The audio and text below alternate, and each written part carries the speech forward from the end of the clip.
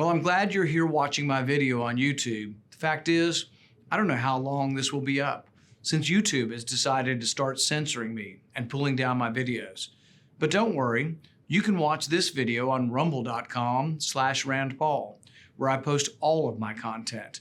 Love to see you over at rumble.com. Joining me now is Kentucky Senator Rand Paul. Thank you, Senator, for taking the time to join me. Thank you. This seems absolutely ridiculous.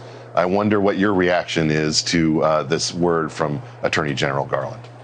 You know, both my wife and I have been through a lot, not only myself being shot at the ball field when Steve Scalise was nearly killed, being there when a mob of 100 surrounded us, threatening to kill us, holding us essentially hostage until policemen came and broke us free.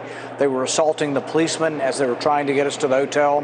One of the policemen was ultimately bloodied and had a laceration that required stitches above his eye. They arrested that one person, but that person was then released on their own recognizance the same night. For assaulting a police officer, released the same night. To our knowledge, he's still not been tried for this crime. I say good luck on finding him. We asked them to investigate the mob of 100 to see who paid for them to come to D.C., who was putting them up in $1,000 a night hotels. Not one thing was ever done by the Department of Justice, but now moms at school boards are being, told that they're criminals, potential domestic terrorists for the crime of dissent. And I think criminalizing dissent is something that we should all be appalled with. Senator, you and I are old enough to remember 20 years ago when there was a great deal of rage on the left concerning the reaction to September 11th, raising concerns that the Patriot Act and other steps would be used to silence dissenters or violate American privacy. Today's left seems to be entirely in favor of that, especially when it comes to issues like critical race theory and pushing back against these mandates. What changed? Well, I think the problem is it's become so normalized to use government to search out and seek out your opponents. So, for example, when FISA warrants, which are supposed to be foreign intelligence surveillance court warrants, they're supposed to be used on foreigners, were used against Trump campaign and Trump campaign operatives, the left didn't blink an eye. And there are people I know on the left who should have stepped forward and should have said how wrong it is to use this foreign intelligence court that uses a standard lower than the Constitution to go after a political campaign. And yet the left, once it became about Trump, their hatred of Trump trumped everything else. And I have a feeling and a fear that the left has become more authoritarian than we can really even imagine. Matt Taibbi writes for the Rolling Stone, I think from a left-wing perspective probably, but he's a good journalist. And he writes about how the left used to be proud of skepticism and questioning authority, and how the left now has become more like, Plato's sort of concept that, obey the experts, and if you don't, we should censor out dissent. And this is a dangerous trend, I think, for the country.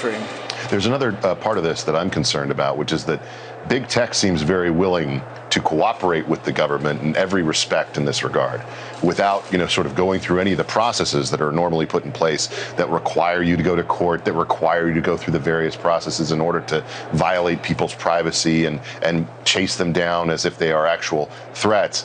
I'm very, very concerned, and I'm sure that there are people across the country who are concerned that if they go to their local school board and say the wrong thing, that they're going to end up on some list that Merrick Garland goes after. What would you say to those people today?